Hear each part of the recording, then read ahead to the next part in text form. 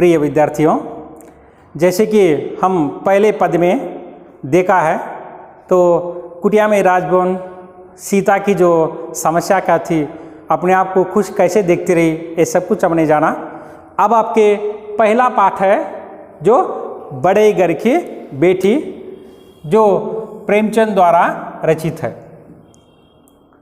प्रेमचंद एक सर्वश्रेष्ठ उपन्यास के सम्राट और कहानी मुंशी प्रेमचंद इस कहानी के निकट माने जाते हैं। इनका लमही नामक गांव में सन 1880 में इनका जन्म हो गया और उसी तरह उनका नाम आनंद देवी था। और उनके प्रमुख श्रेष्ठ रचनाकारों को हम देखते हैं। बड़ा घर मतलब क्या है? अमीर खानदान की लड़की एक गरीब खानदान की जो जीवन में आने से किस तरह अपनी समस्याओं को जूझती है और अपने जीवन की किस तरह विचारों को दूसरे अपनी पहलू की ओर आती है, इस पूरी पाठ में हमको देखने की कोशिश किया है। आखिरकार इनका मृत्यु हो जाता है 8 अक्टूबर सन 63। जो छोटी सी यह एक उनका जीवन का परिचय होता है। अब हम शुरू करेंगे पहला पाठ, जो तो प्रस्तुत कहानी बड़े घर की बेटी प्रेमचंद की श्रेष्ठ कहानियों में माने जाते हैं। सामाजिक जीवन को सख्त देकर चित्रकार मुंशी प्रेमचंद जी ने अपने जीवन की कहानी को उलझ किया है।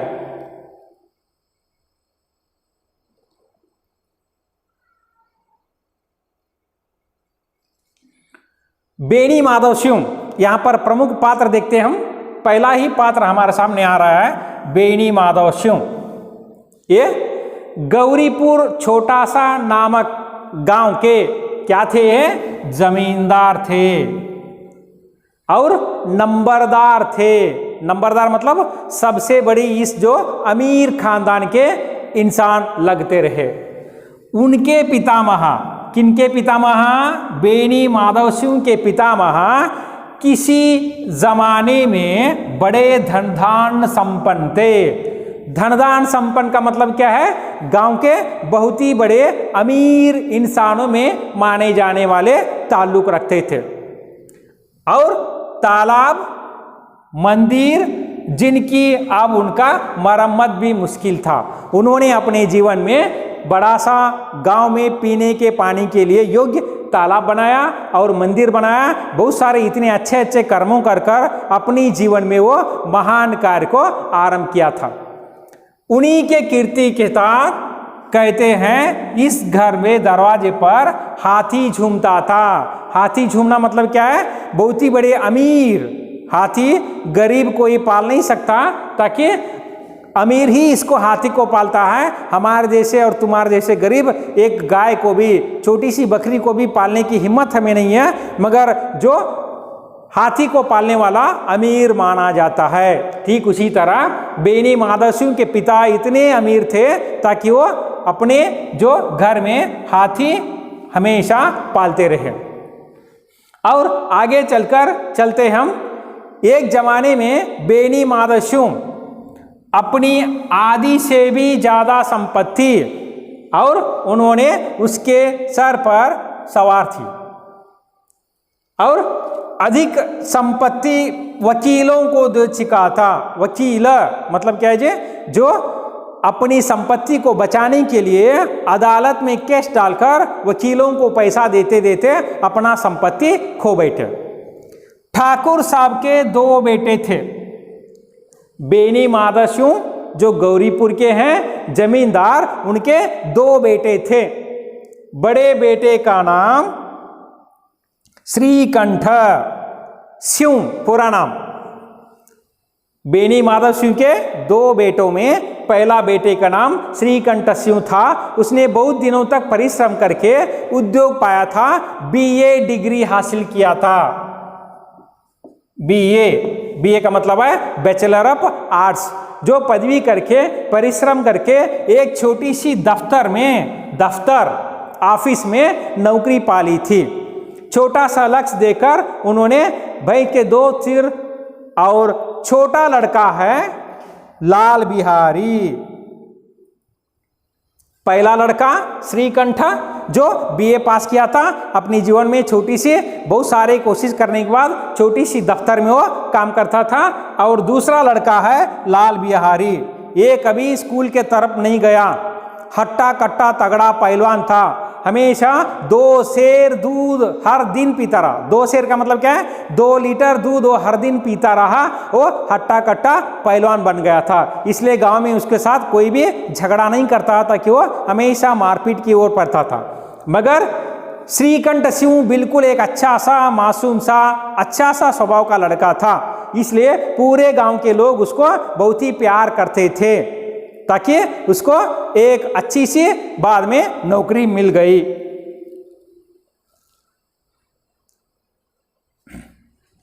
आगे जाते हैं हम। श्रीकंठ इस अंग्रेजी डिग्री के अधिपति होने पर भी, बीए डिग्री उन्होंने अंग्रेजी में पढ़ने के बावजूद भी उनको विशेष अपनी जीवन का विशेष प्रेम था।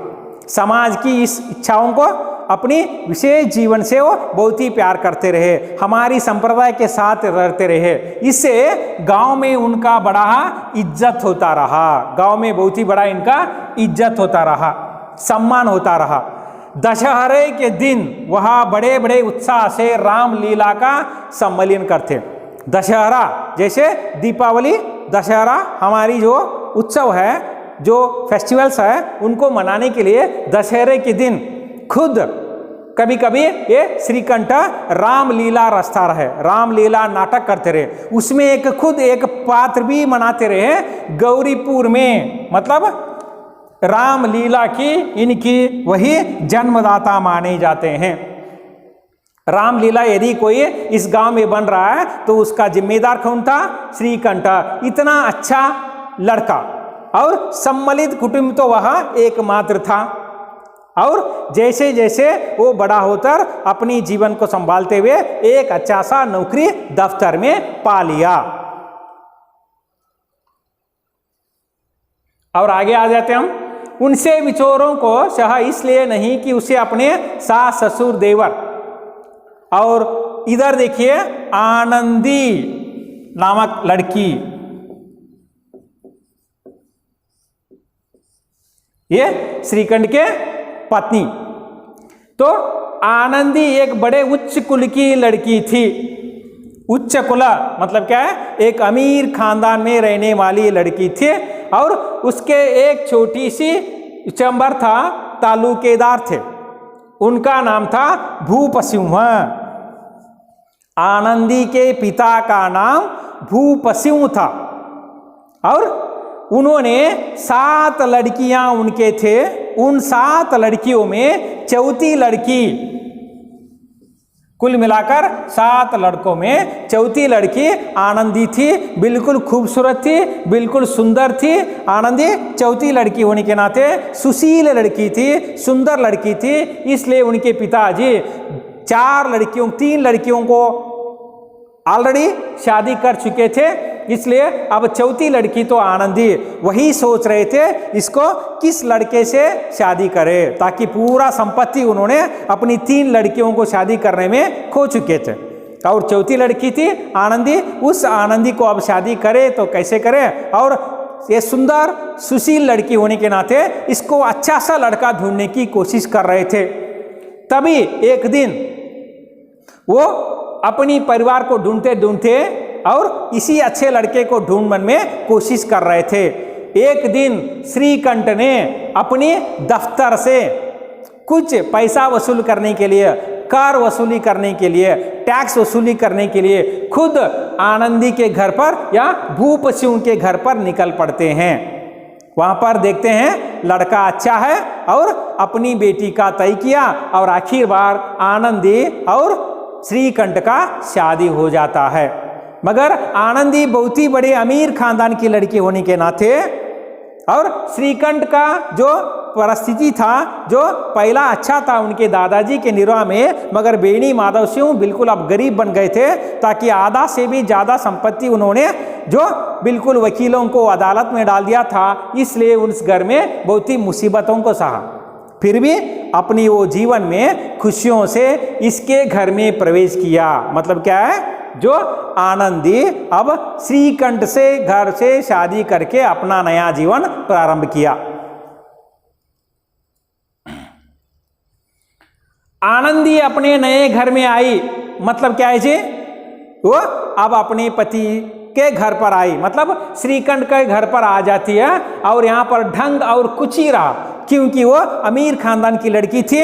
यहाँ पर तो जिस घर में हाथी घोड़े रहते थे, अब यहाँ पर एक छोटा सा गाय था, वो भी छोटी सी गरीब, बिल्कुल जो जमीन पर गिरी हुई, ना जमीन पर फर्श था ना दीवार पर कोई चार था, सीधा साधा देहाती ग्रस्त था, क्योंकि वो अमीर खानदान की लड़की थी। भूप सिंह एक तालुकेदार बहुत ही बड़े अमीर थे, मगर बेनी माधव सिंह एक गरीब इंसान होने के नाते इनके घर में ना फर्श थे ना दीवार पर बड़े अच्छे से बंगला था, छोटा सा मकान था। इसलिए फिर भी अपनी अवस्थाओं को अनुकूल किए अपना जीवन बिताना प्रारंभ कर दिया।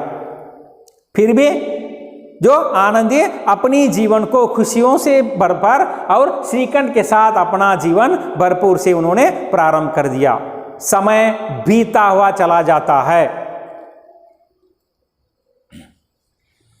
अब एक हिस्सा खत्म हो गई और रहे हम दूसरी हिस्सों पर।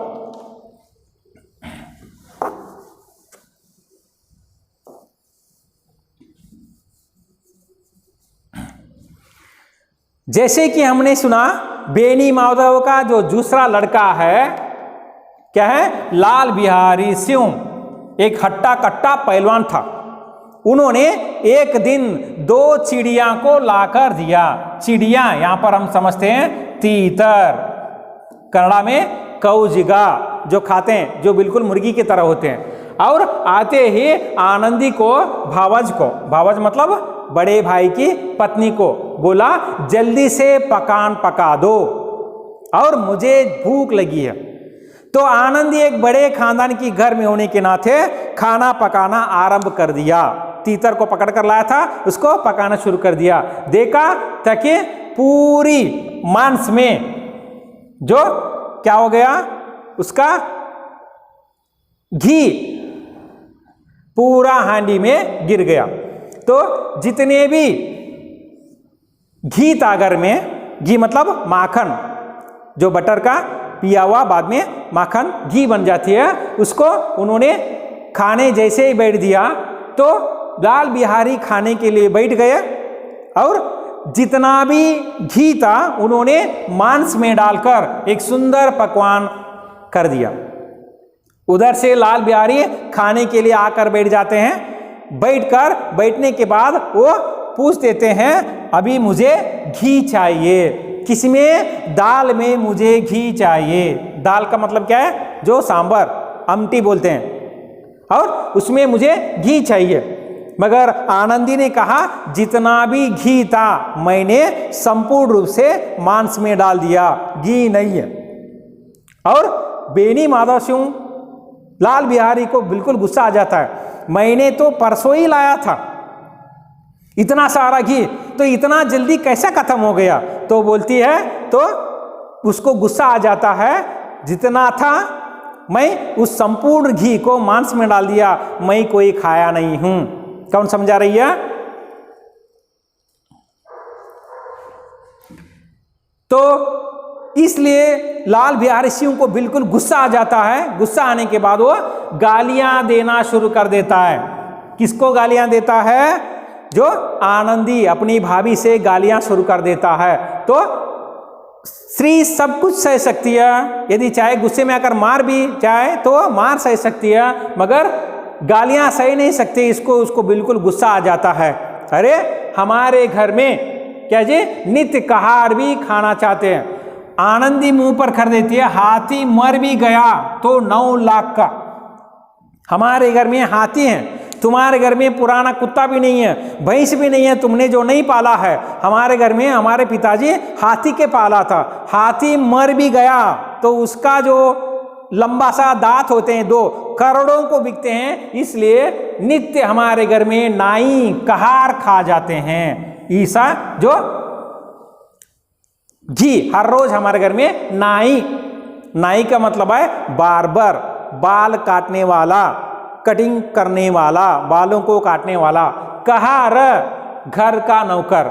आनंदी बाल बिहारी को कहती है, अरे हमारे घर में ऐसे तो बहुत सारे, एक नौकर भी, नाई भी आकर क्या खाता है, जो ऐसे घी खा लेता है, तुम्हारा तो क्या हो गया। इसलिए लाल बिहारी को बिल्कुल गुस्सा आ गया। जैसे ही गुस्सा आ गया, अपने रहते थाली उठाकर, एक डबरी सी उठाकर जोर से उसके चेहरे पर मार देता है। और चेहरे को मार देखकर आनंदी को बिल्कुल गुस्सा आ गया, आनंद के मुंह लाल हो गई। तभी सहसा वो अपने आप को बचाने के लिए उंगली आड़ा कर देती है। यदि वो हाथ आड़ा ना करती तो सीधा उसके चेहरे पर मार जाता और उंगली बिल्कुल सूज जाती है। वो बिल्कुल गुस्सा होकर अपने जाकर कमरे में सो जाती है, ताकि स्त्री का जो उसका गुस्सा, इतना अनपढ़ लड़का लाल बिहारी सिंह एक बार भी स्कूल के करीब नहीं गया। सिर्फ वो हट्टा कट्टा पहलवान था, सिर्फ खाता रहा, पहलवानी करता रहा और हर किसी कोई को सिर्फ मारने की कोशिश करता रहा। इसलिए एक उज्जड़, एक अनपढ़ ठाकुर का बेटा और क्या कर सकता है। स्त्री पर हाथ उठाया और उसको जोर से कड़ाई फेंक दिया और अपने आप को बचाने के लिए उंगली सामने कर दिया, तो आनंदी को जोर से उंगली का जो चोट लग गई। आगे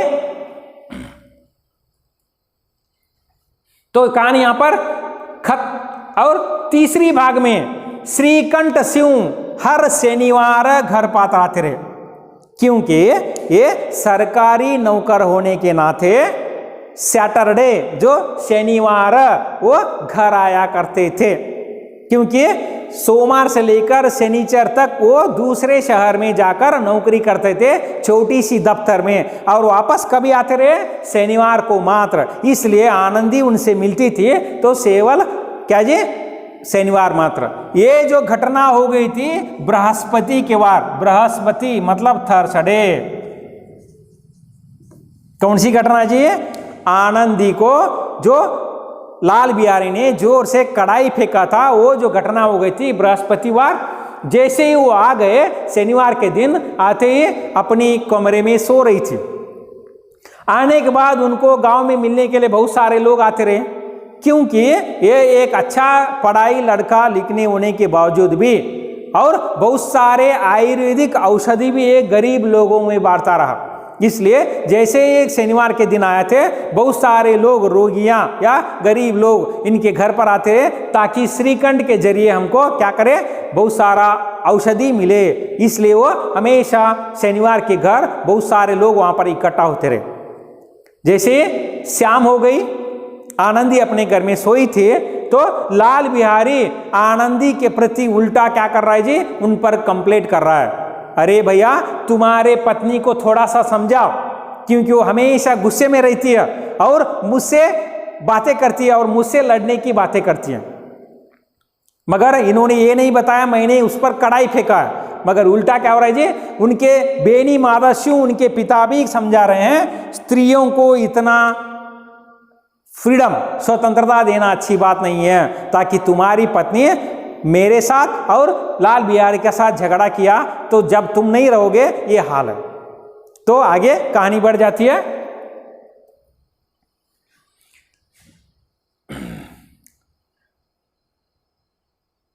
तो जैसे ही मुंह लाल करके अंदर सांस हो गई थी, तो उसको मिलने के लिए कौन निकल पड़ा? श्रीकंठ निकल पड़े।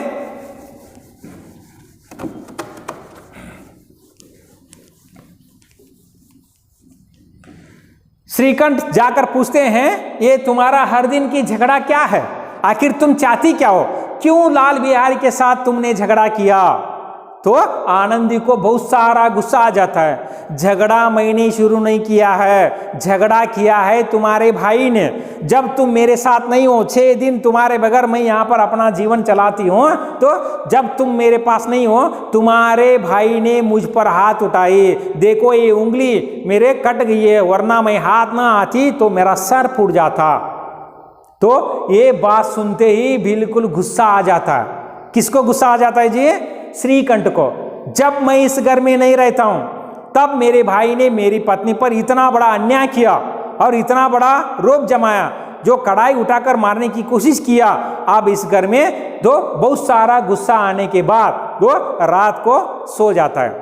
वो सोचता है कभी कभी भी रात को ही जाकर मैं अपने भाई को पूछूं, अभी इसी वक्त जाऊं और लाल बिहारी को 4 थप्पड़ लगाऊं। मगर रात ज्यादा हो गई थी और इसलिए वो चुपचाप सो गया। कहानी आगे बढ़ जाती है। आनंदी ने क्या कहूं, ये मेरे भाग्य का फेर है, नहीं तो मैं इस गंवारे से कैसे मारपीट करूं। साफ साफ कहो तुम क्या कहना चाहती हो। तो आनंदी समझाने की कोशिश कर रहे हैं।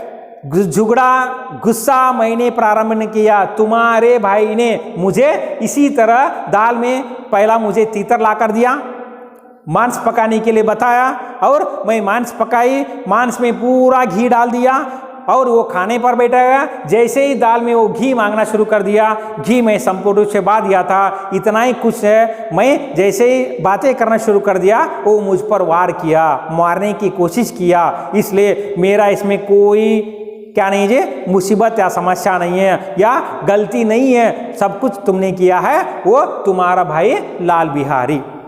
और इस बात को सुनकर श्रीकंठ को इतना गुस्सा आ जाता है ताकि वो अभी रात को ही जाकर लाल बिहारी को जाकर 4 थप्पड़ लगाए और पूछना चाहता है क्यों तुम मेरी पत्नी के साथ इस तरह बर्ताव किया। मगर रात देर थी इसलिए वो सुबह तक इंतजार किया। सुबह जैसे ही हो गया वो अपने भाई की ओर निकल पड़ता। तो सुबह जैसे आ गए और जैसे ही आते ही बेनी माता शो देखिए, दादा अब इस घर में निभाना होगा। खुद सुबह होते ही फिर लाल बिहारी श्रीकंठ के सामने आ जाते हैं और फिर आनंदी के प्रति उनका कंप्लेंट बोल रहे, भैया अब मैं इस घर में नहीं रहूंगा क्योंकि तुम्हारी पत्नी ने मुझे क्या कर दिया, मेरे साथ झगड़ा शुरू कर दिया, मुझे ऐसा किया।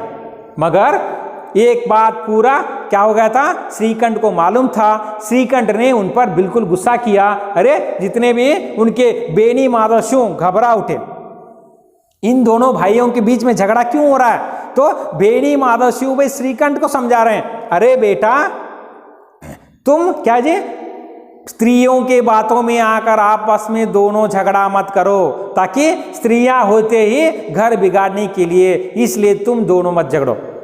जैसे पिताजी आ जाते हैं, सब कुछ श्रीकंठ उनके पिताजी को समझाता है।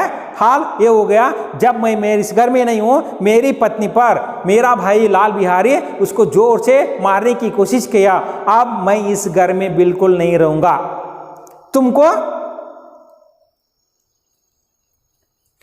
तुमको तय करना पड़ता है इस घर में और मैं रहूं या तुम्हारा छोटा भाई। यदि तुम अपने प्रिय छोटे भाई को प्यारे हो तो उनके प्यार से तुम उसके साथ रह सकते हो, वरना मैं भी अपनी पत्नी को लेकर इस घर से बाहर निकलूंगा। यदि तुम मुझे प्यार करते हो, मेरे साथ अपना जीवन बिता सकते हो, वरना मैं अपनी पत्नी को लेकर इस घर से बाहर जाऊंगा। ये तुम्हारी मर्जी है, तो जैसे ही तुम चाहते हो वैसा ही होगा। तो बाद में बेनी माधव शिव भी चुप रह गए, क्योंकि दोनों भाइयों में इतना सुलझन पड़ गई, ताकि क्या करे कुछ समझ में नहीं आ रहा था। और तभी ससा बेनी माधव शिव चुपचाप अपने कमरे से निकल पड़े। उधर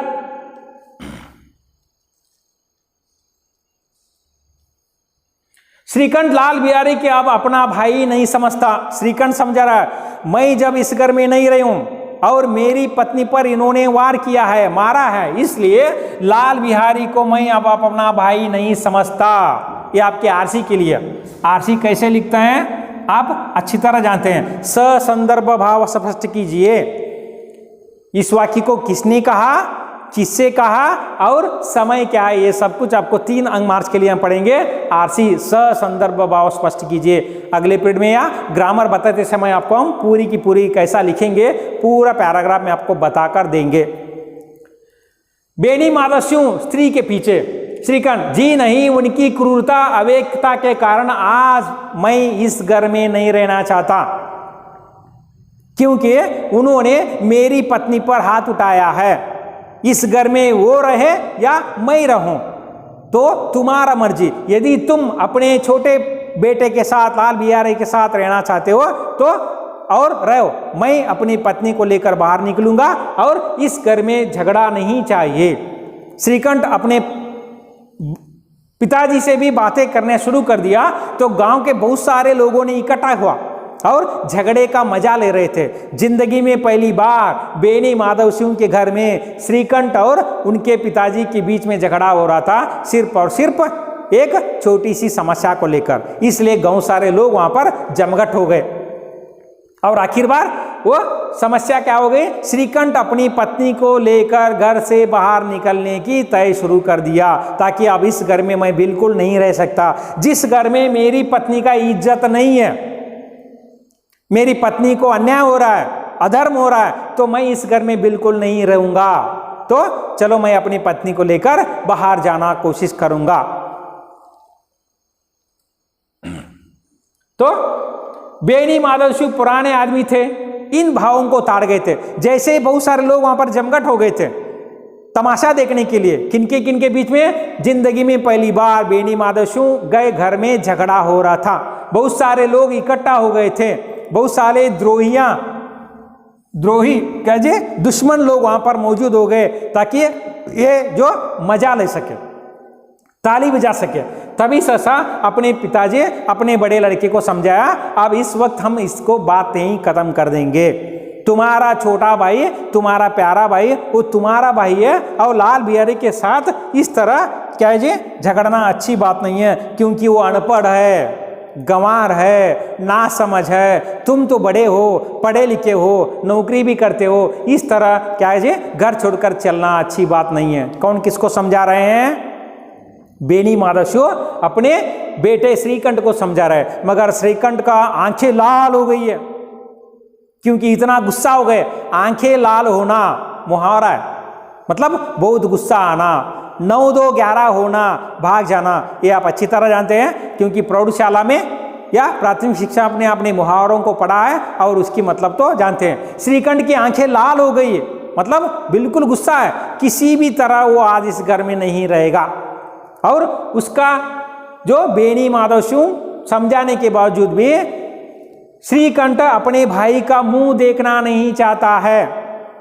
तो तभी ये जो बेनी माधव सिंह तथा अपने दोनों श्रीकंठ बातें करते समय लाल बिहारी घर के बाहर दहलीज पर अपनी कीवाड़ से सुन रहा है, भाई मुझे कितना गुस्सा है, ये मैंने क्या कर दिया, भाभी पर मुझे हाथ उठाना नहीं चाहिए था। तब उसका गलती का एहसास हो जाता है। किसको जी? लाल बिहारी को। वो क्या करता देखिए, और गलती का एहसास होते चौपट कर खड़े होकर चुपचाप सुनता रहता है। अब वो चुलकल चोरी से अंदर आया, अंदर आकर श्रीकंठ के सामने अपना नजर भी नहीं हटा रहा है, क्योंकि उसको एहसास हो गया मैं भाभी पर हाथ उठाना नहीं चाहिए था, ये मेरा गलती है, इसलिए मुझे माफ करो। तो घर छोड़ने की बात तुमने अभी दोबारा किया तो मैं अब इस घर में नहीं रहूंगा। उल्टा श्रीकंठ इस घर से बाहर जाना चाहता था, मगर अब लाल बिहारी इस घर से बाहर होना चाहता है, क्योंकि गलती मुझसे हुई है, तुम क्यों घर से बाहर जा रहे हो।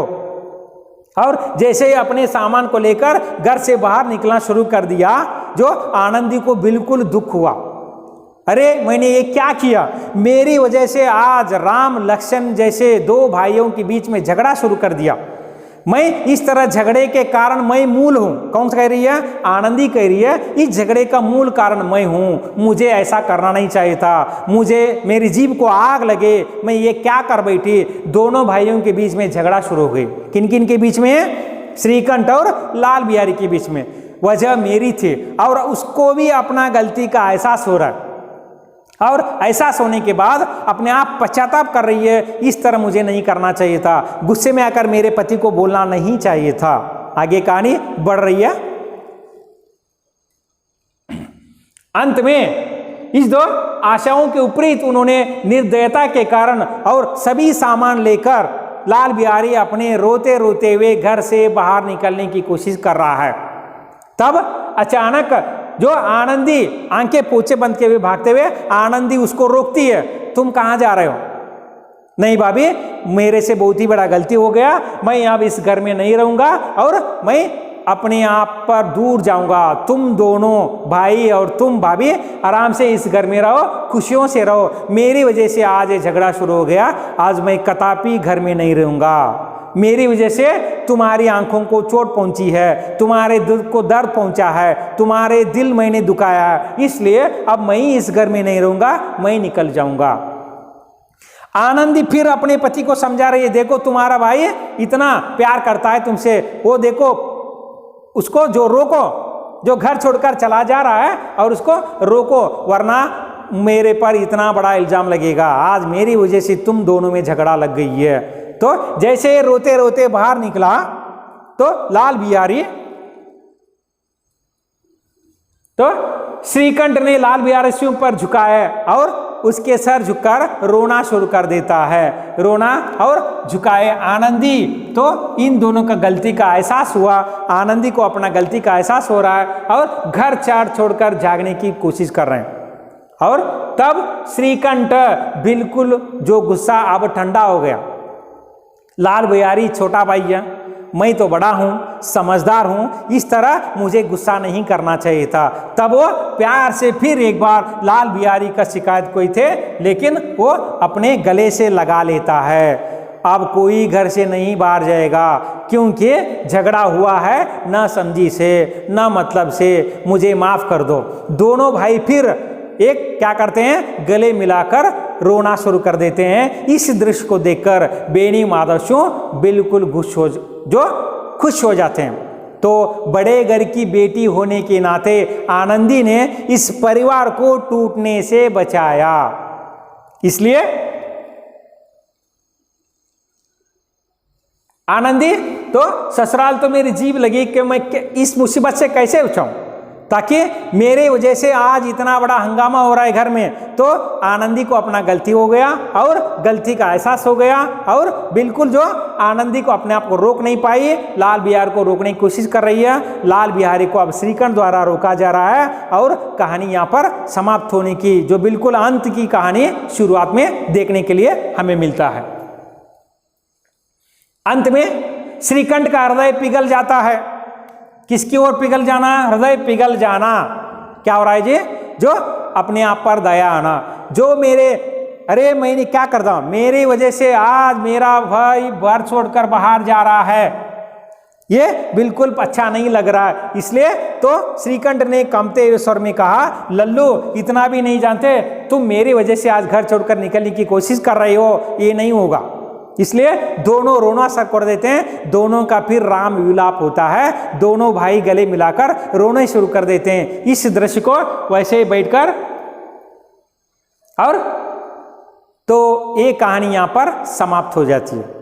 आनंदी एक बड़ी घर की खानदान की समझदार लड़की होने के नाते आज ये इन दोनों के बीच में रहने वाली झगड़ा अनमनी दूर हो गई। ये होती है बड़े घर की बेटियों की हार। इसलिए प्रेमचंद ने इस पूरी कहानी में बड़े घर की बेटियां क्या होती है, कैसे होती है, समझने की कोशिश किया है। गांव में जिसने भी यह वृत्तांत सुना उसी ने इन्हें सोच दिया, क्या जे उदाहरण के साथ कहा, बड़े घर की बेटियां ऐसी होती हैं, समझदार होती हैं। जैसे आनंदी ने बिगड़ते हुए घर को फिर से जोड़ने की कोशिश किया। तो इस कहानी से हमको मालूम पड़ जाती है, जो बड़े घर की लड़कियां अपने आप पर बड़प्पन दिखाकर दयाई होती है और समझदार होती है और पढ़े लिखे होते हैं और दूसरों की गलती को माफ़ करने वाली होती हैं। इसलिए कि बड़े घर की बेटियां बिल्कुल सरल होते हैं, अच्छे होते हैं, समझदार होते हैं। तो कहानी यहाँ पर समाप्त हो जाती है। मैं समझता हूँ इस छोटी सी बिल्कुल कहानी को बिल्कुल सरल रूप से दिया गया है अब हम उसको देखेंगे प्रश्नार्थक।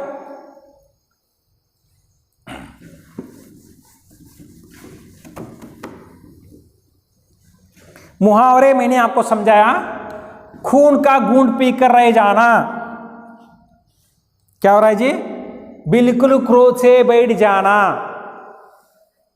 पिछड़ा जाना, पीछा छड़ना, आंखें लाल होना, गुस्सा करना, ये मुहावरे हैं। आपको वार्षिक परीक्षा में दिया जाएगा, एक तरफ और दूसरी तरफ आपको लिखना पड़ेगा, जोड़कर लिखिए। वंदिसी बरेरी, मैच द फॉलोइंग अंग्रेजी में, और तिलमिला उठना, बैठ जाना, उल्लू बनना, मूर्ख बनना, और गले लगाना, आलिंगन करना, दोनों का मिलन होना, सर झुकाना, लज्जा से झुक जाना, ये मुहावरे कहलाते हैं। ये आपकी वार्षिक परीक्षा में अवश्य आएंगे, आप उसको जोड़कर लिखने की कोशिश करें। अब हम आके एक शब्द या वाक्यांश में प्रश्न पूछा जाएगा, उत्तर लिखना। ठाकुर साहब के कितने बेटे थे? कितने बेटे थे जी? 2। आपको लिखना पड़ेगा 2, ठीक है। बेनी माधव सिंह अपनी आधी से भी ज्यादा संपत्ति किसके भेंट कर चुका था? किसे भेंट कर चुका था वो? अदालत में। अदालत में तो कोर्ट। हाँ, ठाकुर साहब के बड़े बेटे का नाम क्या था? क्या है जी? श्रीकंठ। श्रीकंठ कब घर आया करते थे? कब घर आया करते थे वो? शनिचर, सैटरडे।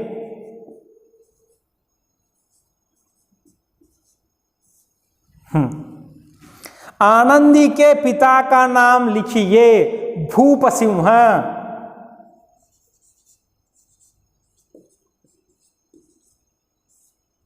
आप लिखना पड़ेगा इसको, क्योंकि वार्षिक परीक्षा में आएंगे। थाली उठाकर किसने पलट दी? लाल बिहारी।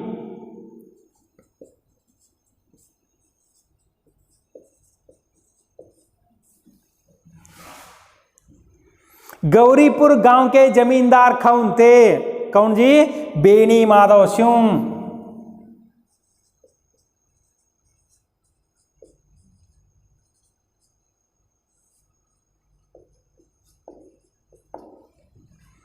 और देखिए, किसकी आंखें लाल हो गई थी? श्रीकंठ के। आंखें लाल होना मतलब क्या है? गुस्सा आना।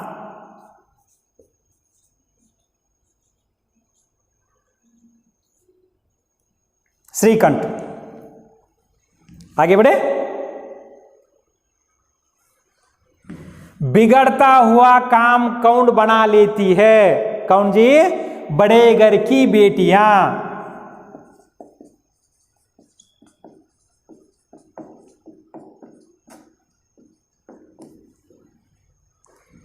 बड़े घर की बेटी कहानी के लेखक कौन है? प्रेमचंद।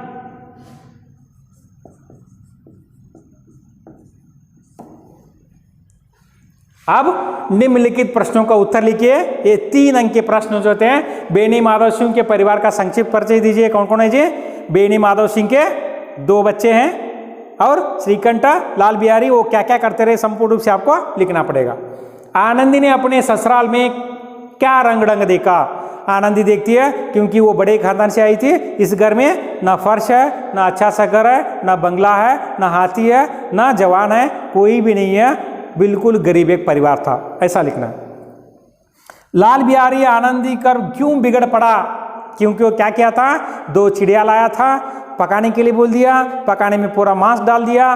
मांस जैसे ही खाने के लिए बैठा तो मांस नहीं था, और मांस में घी डालने के नाते घी ना होने के कारण गुस्सा आ गया, दोनों में झगड़ा शुरू हो गई। अभी अवन में देखा। आनंदी बिगड़ता हुआ में काश कैसे लेती है? आनंदी के पिता का नाम नियंत्रण कीजिए, क्योंकि वो आनंदी के पिता का।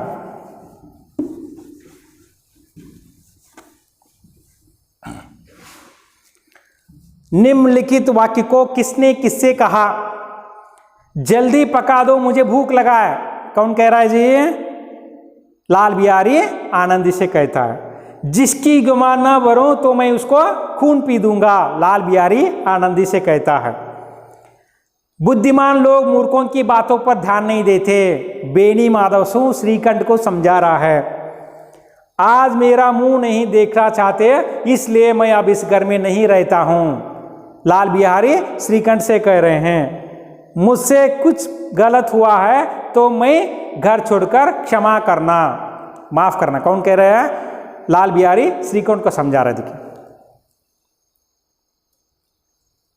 फिर आरसी तो ससंदर्भ कैसा लिखा जाएगा आपको संपूर्ण रूप से बताया जाएगा। अब आ गए हम ग्रामर की ओर। वाक्य शुद्ध कीजिए। उनकी पितामह किसी समय बड़े धनदान संपन्न थे। क्या होना चाहिए? उनकी, उनके पिताजी, उनकी नहीं है, उनकी बदले में उनके। स्वयं उनका पत्नी ही इस विषय का उनसे विरोध थे।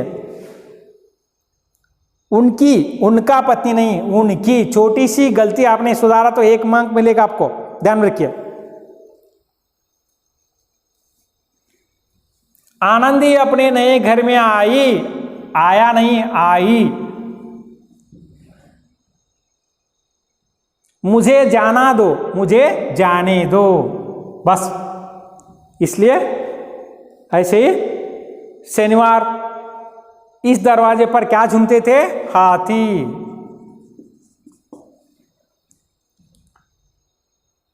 रामलीला के जन्मदाता कौन थे? Shrikanth. Fill in the blanks.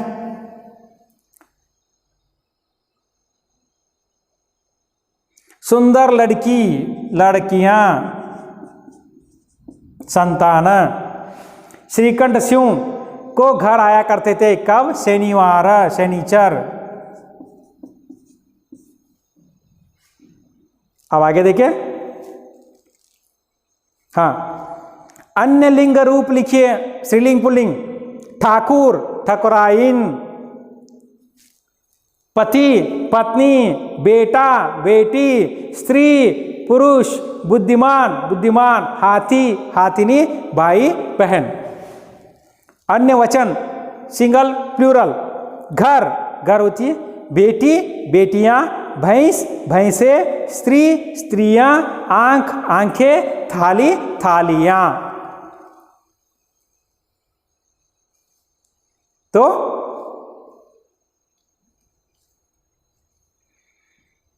हो गई कहानी। आप संपूर्ण रूप से समझ गए। तो फिर आपको एक बार दोबारा पढ़ना है। इसमें 1 अंक के प्रश्न आ जाते हैं और आरसी आ जाते हैं। आपको अच्छी तरह पढ़कर फिर परीक्षा में आपको लिखना पड़ेगा और उसी तरह ध्यान से उस पूरी पाठ को पढ़ना अत्यावश्यक है। तो ठीक है, धन्यवाद। फिर अगले अवधि में हमारे और तुम्हारी मुलाकात होती रहेगी। बहुत बहुत धन्यवाद।